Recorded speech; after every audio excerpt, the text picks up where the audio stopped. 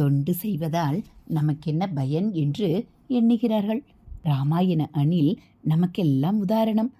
பாலம் செய்யும் பணியில் தன்னால் முடிந்த மணலை கொண்டு சேர்த்த அணிலைப் போல நம்மால் முடிந்த சேவைகளை செய்ய வேண்டும். கடவுள் அருள் என்பது எல்லா இடத்திலும் நிறைந்திருக்கிறது. ஆனால் நம் மனம் கல்லாக இருந்தால் நீருக்குள் இருக்கும் கல் போல நம்மால் இறையருளை உணர முடிவதில்லை. நம் வேலையை நாமே செய்து கொள்வதை கௌரவ குறைச்சலாக நாம் நினைக்கிறோம். உண்மையில் நம் வேலையை நாம் அடுத்தவரிடம் செய்யச் சொல்வதுதான் கௌரவ குறைச்சல். குடும்பத்தை புறக்கணித்துவிட்டு சேவை செய்வதால் பயனில்லை. குடும்பத்திற்கு சேவை செய்வதுதான் முதல் கடமை. பெற்ற தாயை பிச்சை எடுக்க செய்துவிட்டு கோதானம் செய்வதெல்லாம் அதர்மம். எண்ணத்தை நிறுத்த பழகினால் மட்டுமே வேண்டாத பேச்சுக்களை நம்மால் குறைத்து கொள்ள முடியும்.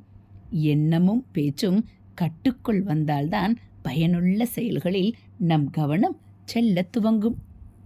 ஹரஹர சங்கர, ஜெய ஜெயசங்கர, மகா பெரியவா சரணம்.